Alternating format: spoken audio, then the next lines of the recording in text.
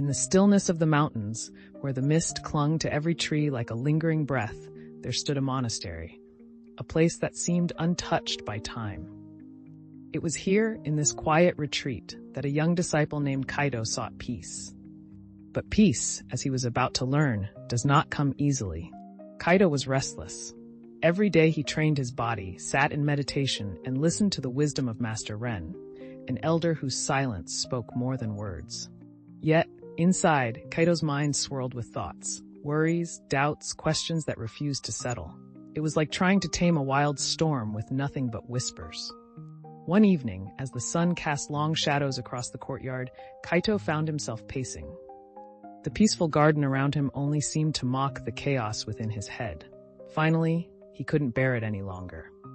He approached Master Ren, who was sitting cross-legged beneath the ancient oak tree, his eyes half closed in thought, or perhaps in the simple act of being. Kaito hesitated, but the silence between them felt like it stretched for miles. Master Ren, I can't quiet my mind. No matter how hard I try, my thoughts race. I don't know how to find peace. Master Ren opened his eyes slowly, looking at Kaito as if seeing something beyond his words.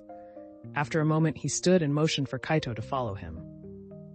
They walked in silence to the meditation hall, where the flickering light of candles cast gentle shadows on the faces of Buddha statues lining the room. The air smelled of incense, earthy and warm, like an invitation to slow down. As they sat down, Master Ren finally spoke. Silence, Kaito, is not about the absence of sound. It's about finding stillness within. When you stop fighting the storm, you can hear the truth underneath. The words sank deep into Kaito's mind, but still the storm raged. Could he really find peace in silence? He doubted it, but he had no other choice. He had come here for a reason, and so he committed himself to the practice. Days passed, then weeks. Kaito woke each morning to the soft glow of dawn, spending hours in silence, letting his thoughts come and go. At first, it felt like torture. Every sound, every feeling seemed amplified. The creak of a floorboard, the brush of wind against his skin, all distractions pulling him from the stillness he sought. But over time, something began to shift. It wasn't dramatic. There was no moment of sudden clarity. Instead, it was gradual, like the way the fog slowly lifts from the mountains, revealing the world underneath. Kaito's mind, once so chaotic, became like a calm lake. The storm that had raged for so long began to subside, leaving only ripples of thought that flowed gently. One night, under a full moon that bathed the entire monastery in silver light, Kaito sat beneath the old cherry blossom tree, its petals falling softly around him. In that silence, he realized something profound. Peace wasn't something he had to find. It had been within him all along, hidden beneath the noise of his mind. He felt a deep, still wellspring of compassion, not just for himself but for everyone around him. He understood now. Peace wasn't something to be won or captured. It was simply waiting to be embraced. Filled with this new understanding, Kaito sought out Master Ren.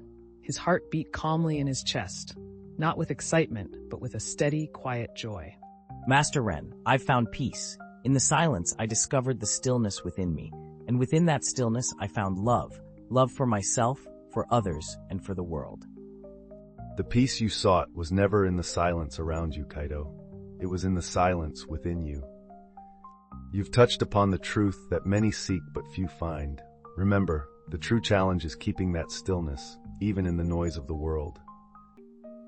Kaito nodded, understanding now that this was just the beginning.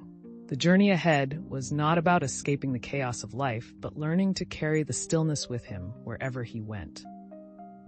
And so Kaito continued his path, not seeking peace, but living it.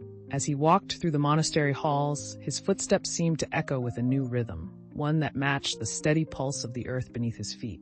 A reminder that peace is not found in quiet places, but in quiet minds.